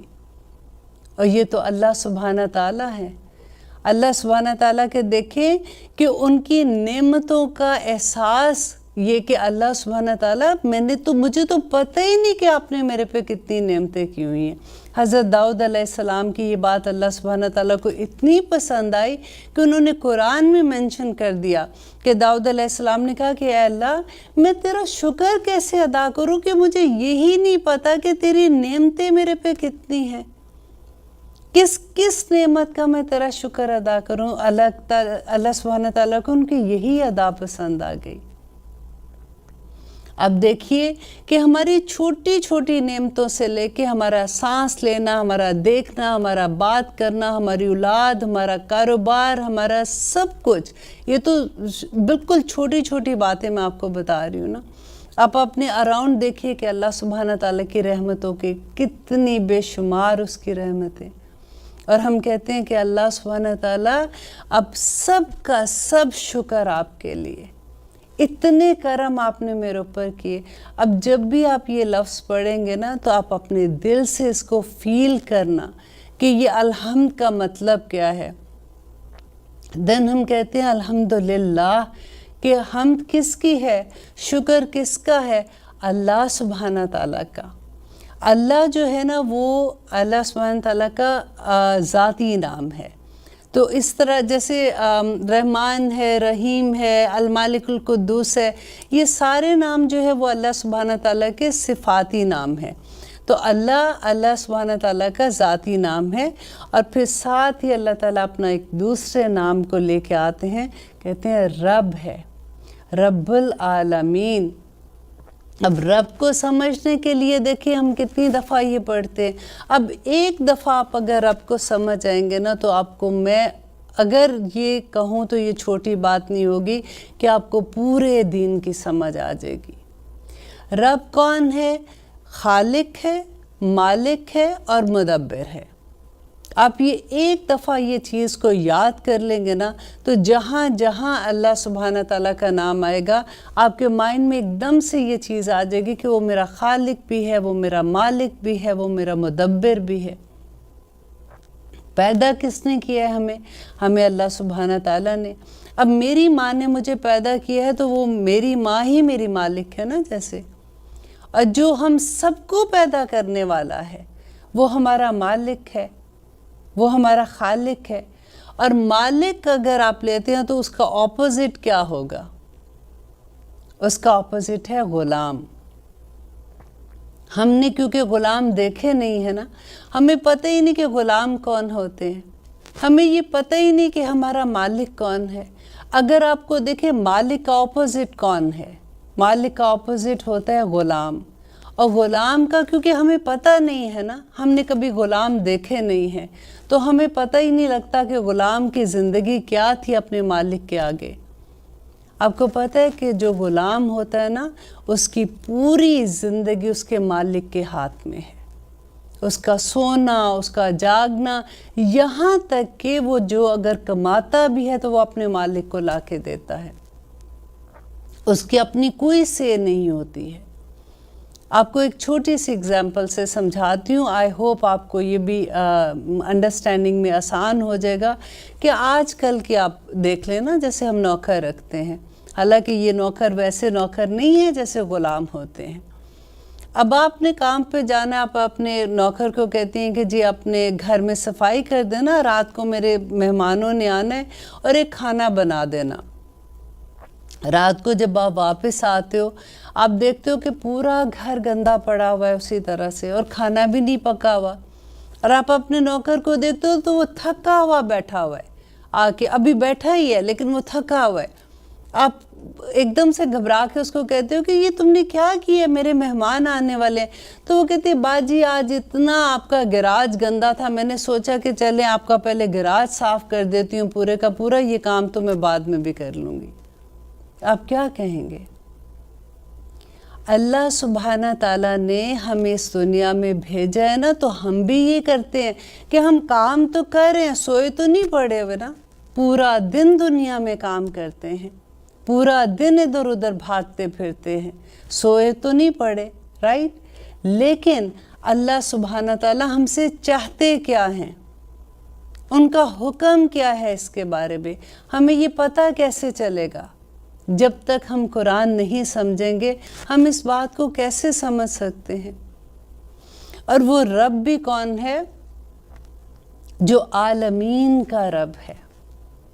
اب دیکھیں میں نے جیسے کہا کہ عالم کی کوئی واحد نہیں ہے، عالم اٹ سیلف ہی جمع ہے، اور اتنے عالمین اس کے بارے میں کہتے ہیں کہ اللہ سبحانہ تعالیٰ نے 10,000 عالم بنائے۔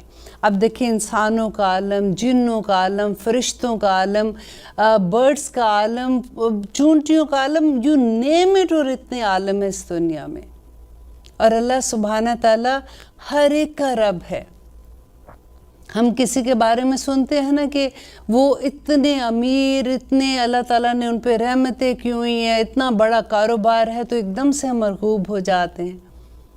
اور اگر ہمیں کہیں سے انویٹیشن آ جائے ایسے لوگوں کا تو اور بھی ذرا ہوتا ہے کہ جی وہ تو اتنے بڑے ملک کے پولیٹیشنز اور یہ وہ، ہمیں تو وہاں پہ بلایا، ہم کس طرح سے ہوتا ہے، بندہ کس طرح سے سوچتا ہے۔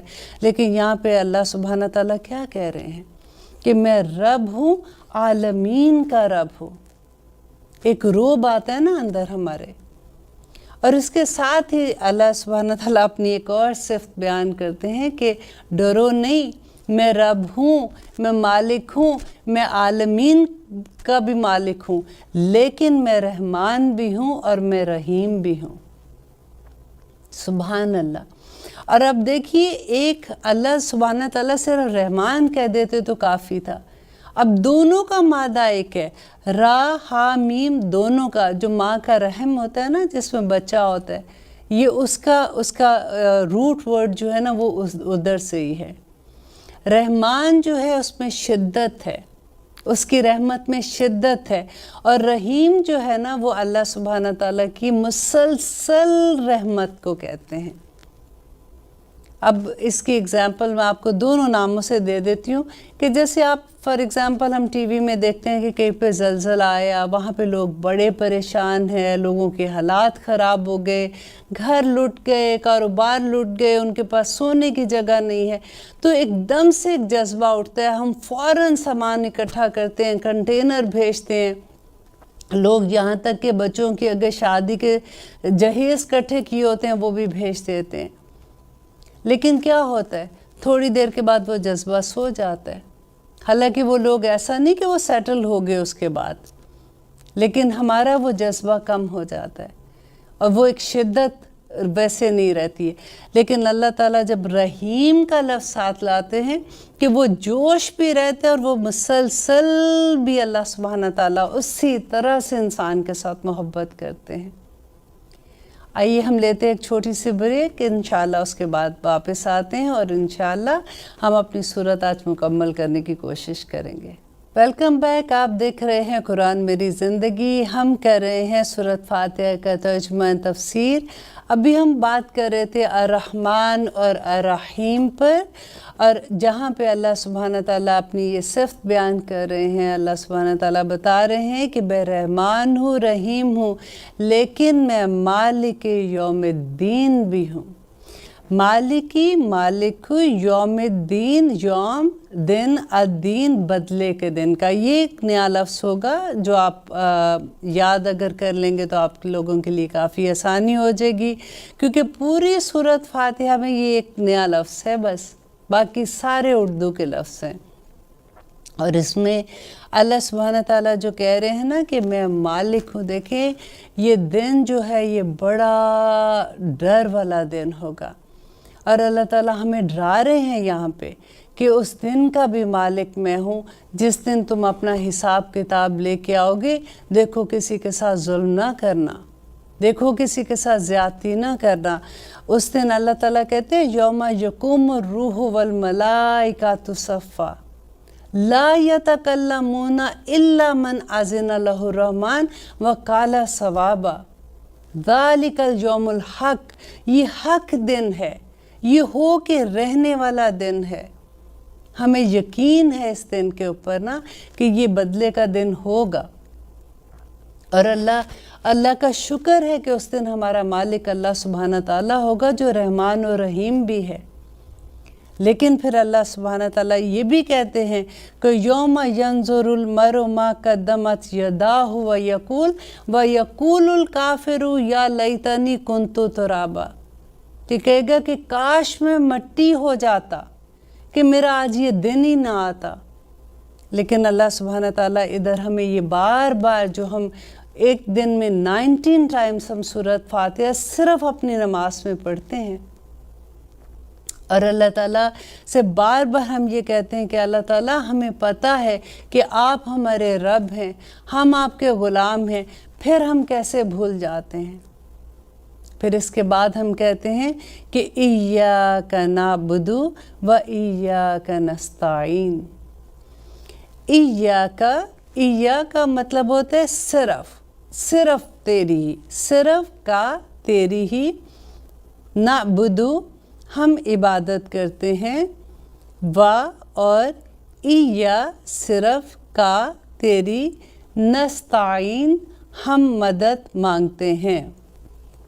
देखिए इसमें एक बात बहुत गौर करने वाली है कि नाबुदू जो है ना, हम जैसे तर्जुमा करते हैं तो हम कहते हैं कि हम सिर्फ तेरी ही इबादत करते हैं। ये जब शुरू में नून आ जाता है ना तो इसको फ़ेल मुदारे कहते हैं। अभी अगर आपको नहीं भी समझ आएगी तो आप गुजार दीजिएगा। इसमें दो ज़माने पाए जाते हैं, एक अभी का ज़माना और एक आने वाला ज़माना। तो इसमें हम क्या कह रहे हैं कि ए अल्लाह, हम सिर्फ तेरी ही इबादत करते हैं और तेरी ही इबादत करते रहेंगे। और फिर इय्याका नस्तईन, और हम सिर्फ तुझसे मदद मांगते हैं और सिर्फ तुझसे ही मदद मांगते रहेंगे। और नाबुदू में देखिए, अगर ये ऐसे भी आ सकता था कि नाबुदू व नस्तईन, कि हम तुझसे मदद मांगते हैं और तुझसे ही तेरी इबादत करते हैं और तुझसे मदद मांगते हैं। लेकिन अल्लाह सुब्हाना ताला ने एक सेंटेंस में 2 मरतबा इय्या का लफ्ज़ इस्तेमाल किया है, सिर्फ तेरी ही इबादत करते हैं। अब इबादत क्या है, फिर से वो आप देखिए कि इबादत का रूट वर्ड जो है ना, ऐन बा दाल है, अबद। अब कौन होता है? अब बंदे को कहते हैं। बंदा कौन है? बंदा ग़ुलाम है। तो हम अल्लाह सुब्हाना ताला से कहते हैं कि अल्लाह, ये अहद है जो एक बंदा अपने अल्लाह से करता है। आपको पता है सूरत फातिहा में अल्लाह सुब्हान ताला हर आयत पे खुद अल्लाह सुब्हान ताला जवाब देते हैं। जब बंदा कहता है ना कि अल्हम्दुलिल्लाह रब्बिल आलमीन, तो अल्लाह सुब्हान ताला कहते हैं कि मेरे बंदे ने मेरी हम्द बयान की। फिर वो कहते हैं अर्रहमान अर्रहीम, तो अल्लाह सुब्हान ताला कहते हैं मेरे बंदे ने मेरी सना बयान की। फिर वो कहते हैं मालिक यौमिद्दीन, तो अल्लाह सुब्हान ताला कहते हैं कि मेरे बंदे ने मेरी बुजुर्गी बयान की। और फिर जब वो ये कहता है ना कि इय्याका नअबुदु व इय्याका नस्तईन, तो अल्लाह सुब्हान ताला कहते हैं कि ये मेरे और मेरे बंदे के दरमियान आधा आधा है, अब जो वो मुझसे मांगेगा मैं उसको दूंगा। तो नेक्स्ट में बंदा कहता है कि इहदिना सिरातल मुस्तकीम। तो फिर हमें हदायत क्यों नहीं मिलती? हम भी तो ये पढ़ते हैं रोज़। हमें समझ ही नहीं आती कि हम अबद कैसे हैं, हम बंदे कैसे हैं, हम गुलाम कैसे, हम करते क्या है और क्या करना चाहिए। अब देखिए कुरान में आता है ना, बहुत दफ़ा लोग आपको ये कहेंगे कि ला इकराहा फिद्दीन, दीन में कोई ज़बरदस्ती नहीं है। लेकिन आप ये देखिए कि दीन में वाकई ज़बरदस्ती नहीं है। जब तक आप मुसलमान के अंदर नहीं आ जाते, जब तक आप कलमा नहीं पढ़ लेते, आप पे कोई ज़ोर ज़बरदस्ती नहीं है। अब आपकी एग्जाम्पल मैं आपको देती हूँ, आप उससे समझिए कि अब आप एक एप्लीकेशन भरते हैं, अब अपनी मर्ज़ी से जाते हैं, आप एक जॉब पे जाते हैं, आप एप्लीकेशन भरते हैं, जॉब वाले आपको बुलाते हैं, आपको हायर कर लेते हैं। कल को अगर आप कोई काम नहीं करते तो जॉब वाले आपसे ही पूछेंगे ना कि आपने ये काम क्यों नहीं किया। वो आपके घर में फ़ोन करके आपकी बेटी से तो नहीं पूछेंगे कि वो काम आपने क्यों नहीं किया, क्योंकि आपने वहाँ पे ला इलाहा इल्लल्लाह भरा है, आपका कमिटमेंट है, आपका अहद है वहाँ से। इसी तरह से जिस तरह से हर मुसलमान ने अल्लाह सुब्हान ताला से ला इलाहा इल्लल्लाह की एप्लीकेशन भरी है, तो क्वेश्चन भी तो हमारे से होगा ना। अबद भी तो हम अल्लाह ताला के हैं। तो इसलिए हमें सबसे पहले तो ये जानना है कि अल्लाह सुब्हान ताला हमसे चाहते क्या हैं। हम वो तो नहीं बन रहे कि जो सारा दिन थक के गराज साफ करके बैठ जाते हैं, और मालिक को तो कुछ और चाहिए था। और चाहिए क्या था वो देखने के लिए ही तो हमें कुरान समझना पड़ेगा। और अल्लाह ताला कुरान में बार बार जब ये कहते हैं ना कि वलक़द यस्सरनल कुरान लिज़्ज़िक्र हल मिन मुद्दक्किर, कि है कोई सीखने वाला, ये बहुत आसान है। अब हमने अहद करना है आज इंशाअल्लाह कि हम पूरी, जैसे हमने सूरत फातिहा से शुरू किया है ना, इसी तरह से हम सूरत नास तक जाएंगे। हम इस बात को समझेंगे कि हमारे रब को हमसे क्या चाहिए, और बहुत आसान है। जब इस रास्ते पे चलेंगे ना तो आपको तब पता चलेगा कि हर रास्ता ही फूलों का रास्ता है, आसानियों का रास्ता है, नेमतों का रास्ता है, सुकून का रास्ता है, सकीनत का रास्ता है। अल्हम्दुलिल्लाह। तो हम अल्लाह ताला से जब ये अहद करते हैं कि अल्लाह हम सिर्फ़ तेरी ही इबादत करेंगे, व इय्याका नस्तईन, और सिर्फ़ तेरे से ही मदद चाहते हैं। अब मदद भी देखें, अब क्या हम इंसान से मदद ना मांगे, मदद मांगे, लेकिन आप सिर्फ ये देखें कि हम जो हमारे असबाब के दायरे में है, जो इंसान, देखिए हम डॉक्टर के पास जाते हैं, हम मदद मांगते हैं ना, वो हमारा इलाज करते हैं, तो क्या डॉक्टर हमें ज़िंदगी दे सकते हैं? नहीं दे सकते ना।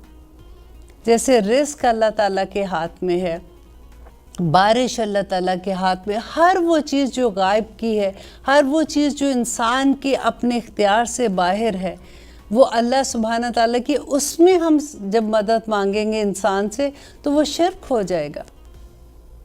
हम क्या करते हैं, आपने ये सुना होगा कि फ़लाँ के घर में बच्चा पैदा नहीं होता तो उन्होंने कहा अल्लाह ना करे वैसे किसी के साथ ऐसे हो, लेकिन होता है ना, तो वहाँ फ़लाँ दरबार में चले जाओ या फ़लाँ के पास चले जाओ, वो आपको तवीज़ देगा या वो करेगा, आपकी औलाद पैदा हो जाएगी।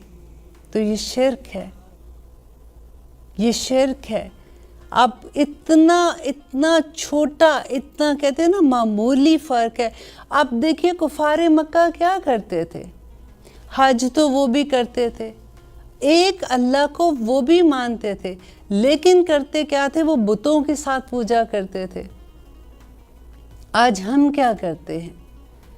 آج جو لوگ اللہ نہ کرے ہم ان میں سے ہوں، لیکن آج آپ دیکھیں، آپ کے سامنے لوگ ہیں، قبروں پہ جاتے ہیں، پیروں فقیروں کے پاس جاتے ہیں، ان سے وہ دعائیں کرانے کے لیے کہتے ہیں، جو وہ چیزیں کروانے کے لیے کہتے ہیں جو ان کے اختیار میں ہی نہیں ہے، جو اللہ سبحانہ تعالیٰ کی ذات کے ساتھ ہے. تو ایاک نستعین میں ہے کہ کوشش ہم نے کرنی ہے نا، مدد اللہ سبحانہ تعالیٰ سے مانگیں گے. اگر ہم کوشش ہی نہ کریں، اب گھر میں لیٹے ہیں کہ اللہ تعالیٰ تو ہمیں رزق دے دے، دعائیں تو اب کر ہی رہے ہیں نا اللہ سبحانہ تعالیٰ سے. نہیں، اسباب پہلے کرنے ہیں، پھر اس کے بعد اللہ سے مدد مانگنی ہے کہ اللہ تعالیٰ مدد تو نے ہی ہماری کرنی ہے. اور اس کے بعد اللہ سبحانہ تعالیٰ، یہ دعا ہے جو اللہ تعالیٰ نے ہمیں سکھائی ہے کہ، اور ہم نے ہر نماز دیکھی، اس کے بغیر تو نماز ہی نہیں ہے نا. اگر آپ نے ایک رکعت میں یہ الحمد نہیں پڑھی تو وہ رکعت ہی باطل ہو جاتی ہے. اس کے بعد اللہ تعالیٰ سے ہم کہتے ہیں کہ اہدنا الصراط المستقیم. اہدنا، نا کا مطلب ہوتا ہے ہم، اہدنا دکھا دے ہمیں، ہدایت دے ہمیں، صراط راستے کی، المستقیم سیدھے راستے کی. اب ہم اللہ تعالیٰ سے جب ہدایت مانگ رہے ہیں نا، تو اللہ تعالیٰ کہتے ہیں کہ یہ میرے بندے کے درمیان آدھا راستہ ہے، اب جو بھی میرا بندہ مجھ سے مانگے گا میں اس کو نواز دوں گا. تو پھر ہمیں ہدایت کیوں نہیں ملتی ہے؟ سوچنے کی بات ہے نا. ہمیں پتہ نہیں کہ ہم مانگ کیا رہے ہیں. ہمیں تو دعائیں کرنے کا طریقہ دیکھیں، وہ جو دل سے دعا اٹھتی ہے نا، جب ہم دعا کرتے ہیں، ہمیں ہمارے رب کی پہچان نہیں ہے. ہم جس کے آگے ہاتھ اٹھا کے بیٹھے ہوتے ہیں، ہمیں اس کا احساس نہیں ہوتا. آپ ذرا وہ یاد کریں جو میں نے پہلی آپ کو اگزامپل دی تھی، کہ جس وقت آپ انتہائی مجبوری میں تھے اور آپ کی کسی نے مدد کی تھی، آپ کس طرح سے اس کے سامنے کھڑے تھے. جب ہم رب کے سامنے یوں کھڑے ہوتے ہیں نا، دعا کرتے ہیں، تو وہ جذبہ جب ہمارے اندر ہوتا ہے، وہ سیدھا اللہ سبحانہ تعالیٰ کے پاس پہنچتا ہے. ہدایت ایک ایسا میجک سٹون ہے جو جس بھی چیز کو اللہ تعالیٰ کی جس نعمت کو لگتا ہے نا، اس کو وہ کمال کے مقام پہ پہنچا دیتا ہے. اب دیکھیے اللہ سبحانہ تعالیٰ اولاد دیتے ہیں نا ہمیں. اولاد اگر ہدایت پہ نہیں ہوگی نا، تو وہ ہمارے لیے ذلت کا باعث بن جائے گی. اللہ تعالیٰ اگر ہمیں رزق دیتے ہیں، اگر ہمارا کاروبار میں ترقی اور برکت دیتے ہیں، اگر وہ اللہ کے راستے پہ چلنے والا نہ ہوا، جیسے اللہ سبحانہ تعالیٰ چاہتے ہیں حلال رزق نہ کمائے نا، وہ رزق ہمارے لیے قیامت کے دن عذاب بن جائے گا. اور اگر وہ رزق پہ ہدایت کا وہ میجک سٹون لگ جاتا ہے، تو وہ رزق ہمیں کہاں سے کہاں پہنچا دیتا ہے. ہر وہ نعمت جو ہدایت کے بغیر ہے، ہمارے لیے عذاب ہے. اسی لیے یہاں پہ اللہ سبحانہ تعالیٰ نے یہ نہیں ہمیں سکھایا کہ اللہ تعالیٰ سے ہم مانگے اہدنا الصراط المستقیم، کہ اللہ تعالیٰ ہمیں ہدایت دے سیدھی راہ کی. ہم اللہ تعالیٰ سے یہ نہیں مانگ رہے کہ اللہ تعالیٰ ہمیں پیسہ دے دے، اللہ تعالیٰ ہمیں بڑے بڑے گھر دے دے، کاروبار دے دے، یہ نہیں مانگ رہے ہیں. یہاں پہ ہم اللہ تعالیٰ سے مانگ رہے ہیں، ہدایت مانگ رہے ہیں، کیونکہ اس سے قیمتی کوئی چیز نہیں ہے. جس کو یہ نعمت مل گئی، اس کو پوری کائنات مل گئی. اس لیے جب بھی یہ دعا کریں، دیکھیے زندگی میں ہدایت ہمیں ہر لمحے ضرورت ہوتی ہے. ہم نے کسی جاب پہ جانا ہے، تب بھی ہمیں ضرورت ہے. ہمیں نہیں پتہ کہ یہ جاب ہمارے لیے ٹھیک ہے کہ نہیں ہے. وہاں پہ ہمیں نماز پڑھنے کا ٹائم بھی ملے گا کہ نہیں، وہ ہمیں پڑھنے بھی دیں گے کہ نہیں. فار ایگزامپل میں آپ کو دے رہی ہوں. اگر آپ بچوں کی شادی کر رہے ہیں، آپ کو پتہ ہی نہیں ہے کہ یہ شادی ٹھیک ہو جگہ پہ میں کر رہی ہوں کہ نہیں، ہر جگہ پہ اللہ تعالیٰ سے دعا مانگنی ہے کہ اللہ تعالیٰ تو ہدایت دے دے، تو سیدھا راستہ بتا۔ دیکھیں سیدھا راستہ کون ہے؟ سیدھا راستہ ہے نا اللہ تعالیٰ، مستقیم کہتے ہیں وہ راستہ جو سیدھا جاتا ہے۔ آپ یہ دیکھیے اگر آپ تھوڑا سا ایک یہ سیدھا راستہ ہے، آپ اتنا سا بالکل آپ تھوڑا سا یہاں سے ہٹے ہیں نا، یہ راستہ تو سیدھا جا رہا ہے نا، یہ شروع میں تو آپ بالکل تھوڑا سا ہٹے، وہ ایسا ایسا ہٹتے ہٹتے ہٹتے ہٹتے یہ راستہ بہت دور نکل جاتا ہے، ہمیں پتہ ہی نہیں چلتا۔ اس لیے کہ جو مستقیم پہ ہے نا، جس راستے پہ ہے، وہ بھی اللہ سے اسی لیے دعا کرے، بار بار دعا کرے کہ اللہ تعالیٰ اس راستے پہ رہنے دینا، یا اللہ دنیا میں بڑی ٹیمپٹیشن ہے، مجھے نہیں سمجھ آتی کئی دفعہ، اللہ تعالیٰ مجھے آپ اسی راستے پہ مجھے گائیڈ کرتے رہنا، اور انشاءاللہ اللہ سبحانہ تعالیٰ کریں گے۔ اور اس کے بعد ہم اللہ سے دعا کرتے ہیں نا کہ اہدنا الصراط المستقیم صراط الذین انعمت علیہم۔ اب راستہ تو مانگ لیا نا ہدایت کا، اور پھر ہم اور اس کو بتاتے اللہ سبحانہ تعالیٰ سے وضاحت کریں کہ صراط راستہ الذین ان لوگوں کا انعمتا جن پر تو نے انعام کیا، انعمتا انعام کیا علیہم جن پر۔ اب لیتے ہیں ایک چھوٹی سی بریک، انشاءاللہ اس کے بعد واپس آتے ہیں اور اس کے بارے میں بات کریں گے، کہیں مت جائیے گا، سنتے رہیے قرآن میری زندگی۔ آپ سن رہے ہیں قرآن میری زندگی، ہم بات کر رہے تھے صراط الذین انعمت کی، کہ صراط وہ راستہ ہے، الذین وہ ان لوگوں کا راستہ، انعمتا جس پر تو نے انعام کیا۔ انعمتا جو ہے یہ فعل ماضی ہے۔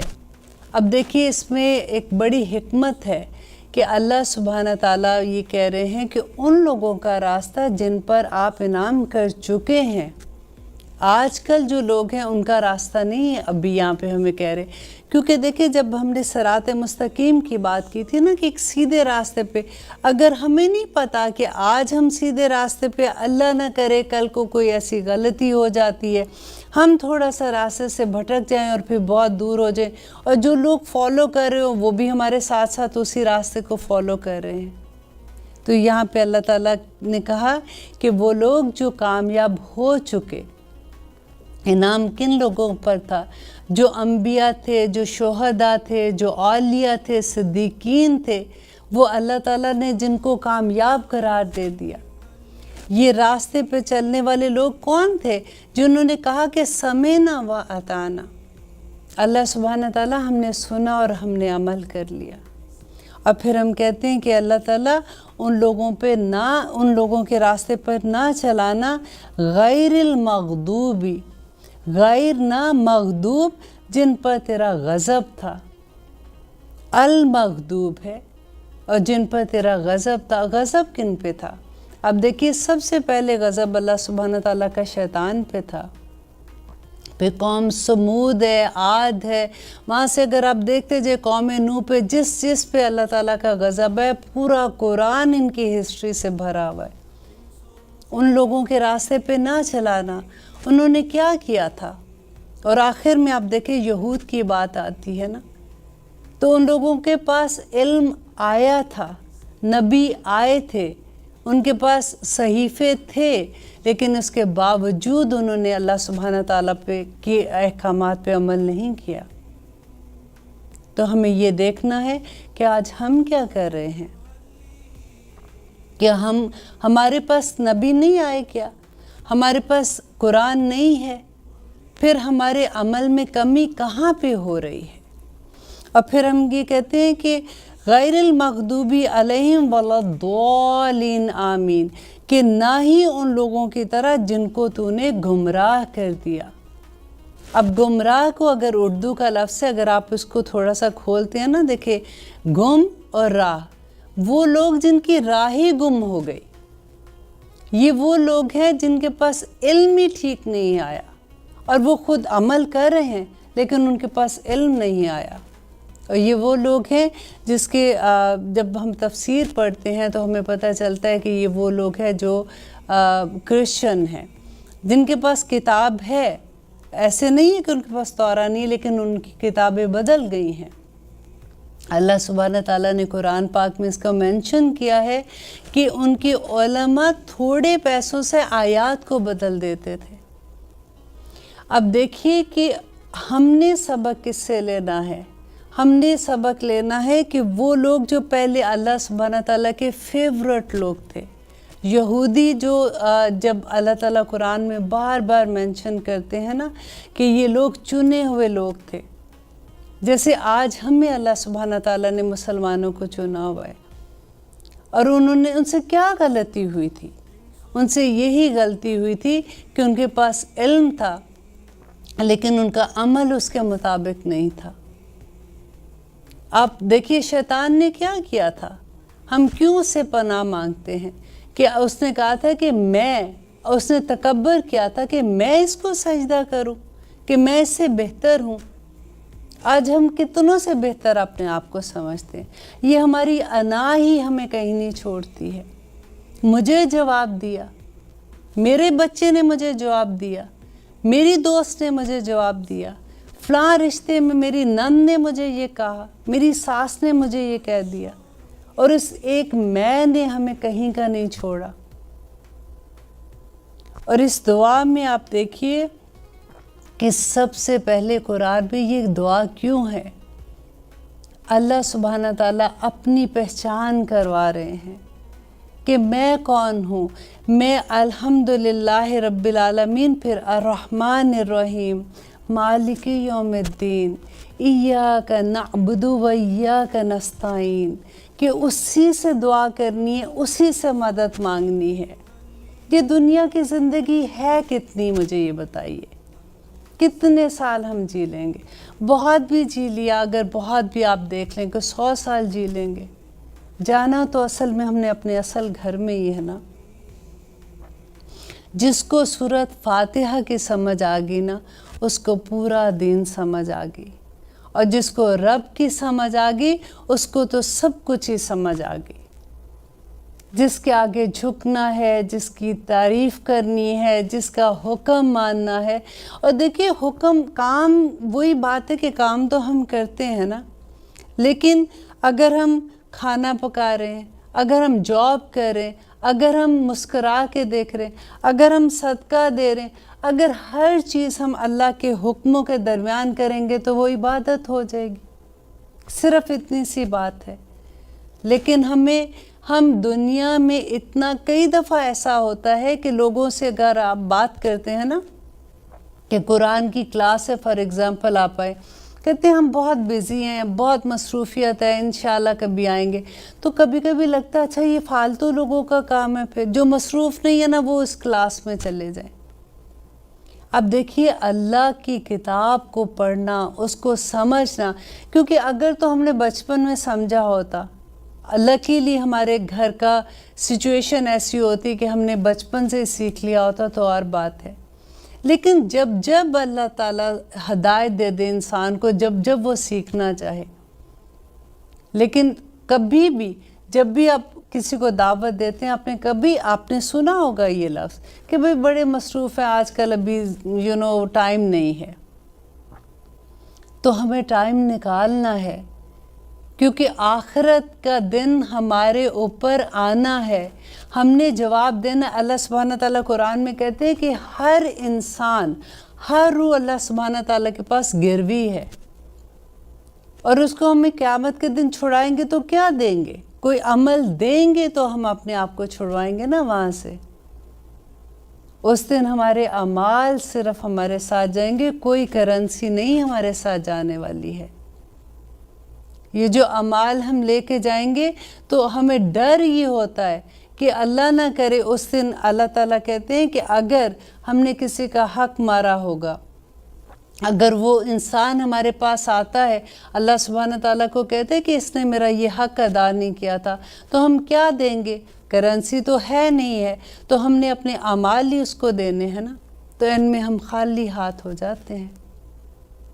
یہ سوچنے کی بات ہے. अल्लाह ताला से दुआ किया करें, अल्लाह सुब्हानहू ताला हमें हिकमत अता कर।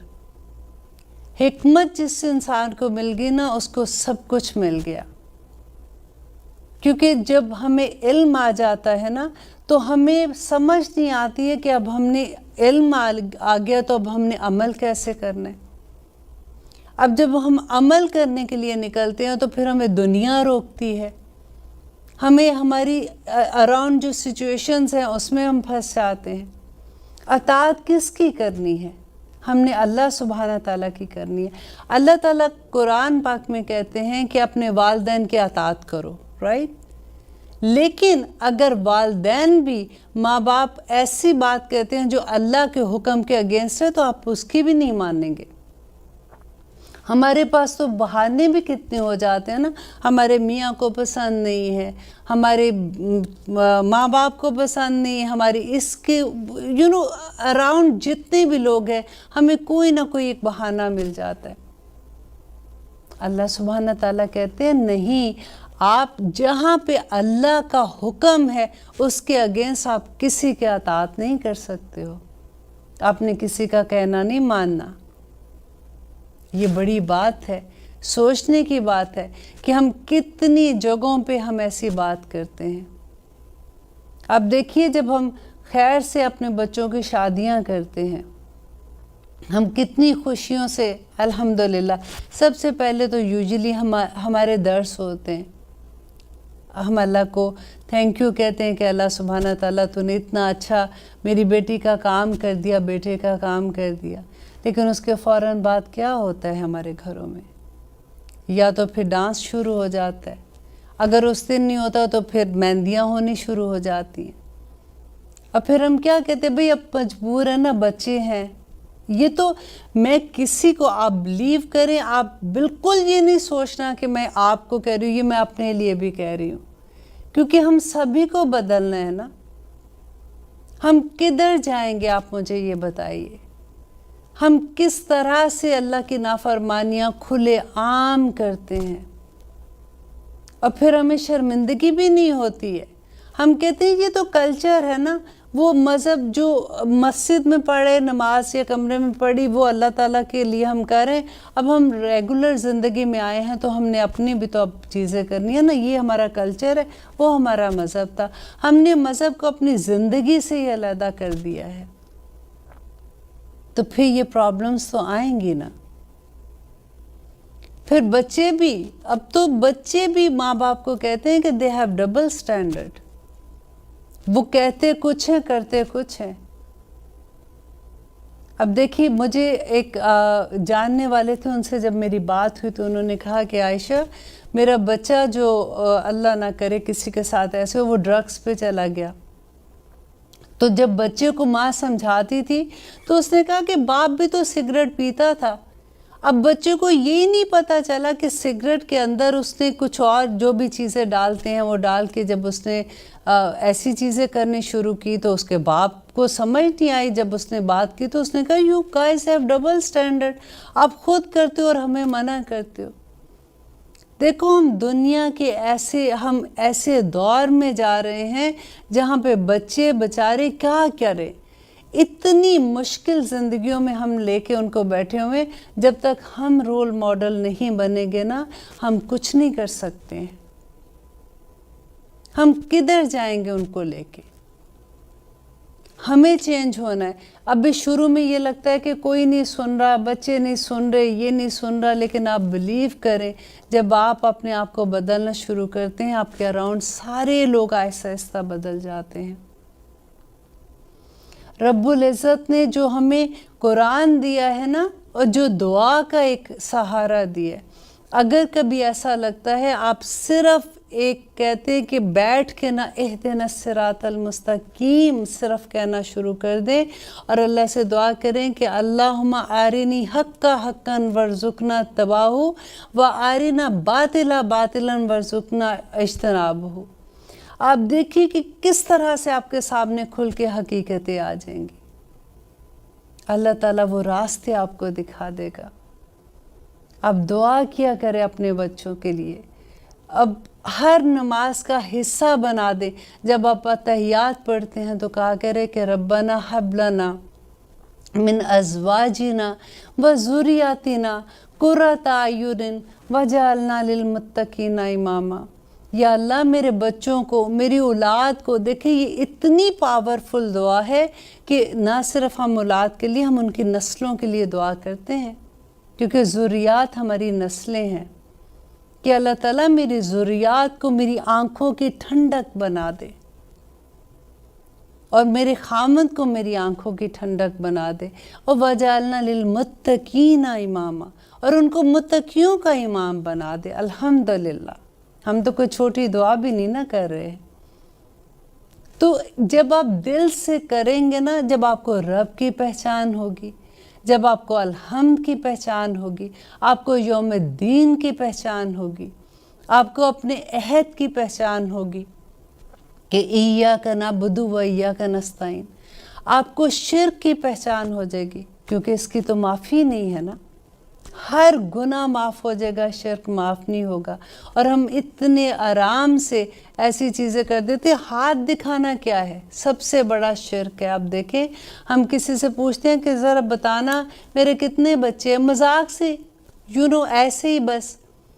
या हम कहेंगे अच्छा ज़रा बताना मेरे कारोबार में आजकल कोई हालात ठीक नहीं है, कैसे होगा। होता है ना, हमारे अराउंड कितनी दफ़ा हमने ये चीज़ें सुनी हैं। तो किधर बच के जाएंगे फिर? ये चीज़ें अगर हमें नहीं समझ आएगी तो फिर हम अपने बच्चों को कैसे समझाएंगे? हमें तो दुआ के साथ साथ अल्लाह ताला से गिड़गिड़ा के दुआएं मांगनी हैं। अब देखिए अल्लाह सुब्हाना ताला का हम किस किस चीज़ पे शुक्र अदा ना करें। जब कभी हॉस्पिटल के पास से गुजरे ना तो ज़रा देखिया करें कि इतने कमरे भरे हुए हैं। हमारे ही शहर के हैं ना हॉस्पिटल, हर कमरे में कराहते हुए लोग हैं। आप उसके बाहर हैं और चल फिर रहे हैं, इससे बड़ा शुक्र क्या होगा? आप अपने पाँव पे चल के जाते हैं, आप देखते हैं, आप सांस लेते हैं। अल्लाह सुब्हाना ताला के कर्मों की बारिशें हैं हम लोगों के ऊपर, अल्हम्दुलिल्लाह। अल्लाह ताला से बस मैं ये कहती हूँ कि जब भी मैं कुरान पढ़ती हूँ ना, जब मैं अपने स्टूडेंट को समझा रही होती हूँ, तो मैं ये कहती हूँ कि देखें, जब तक हमें अपने रब की पहचान नहीं होगी, हमें उसकी अज़मत का एहसास नहीं होगा, हम ये नहीं जान सकते कि हम किसके आगे खड़े हैं। हम तो दुआएं भी इसी तरह से बस जल्दी जल्दी कर देते हैं। आज से हम अहद करते हैं कि जब भी हमने अल्हम्दुलिल्लाह पढ़नी है ना, हमने इस बात को ज़रूर गौर करना है कि हम किस रब के आगे खड़े हैं, और उसकी ताज़ीम जो हमारे दिल के अंदर से उठेगी ना, वो हमारी दुआओं को अर्श तक ले जाएगी इंशाअल्लाह। तो अब हम अपना प्रोग्राम ख़त्म करते हैं। इंशाअल्लाह नेक्स्ट प्रोग्राम में हम बाकायदा कुरान पाक का जो आगाज़ है सूरह बकरा से, इंशाअल्लाह वो करेंगे। आप अपना फीडबैक देते रहिएगा। ओके, अल्लाह हाफ़िज़।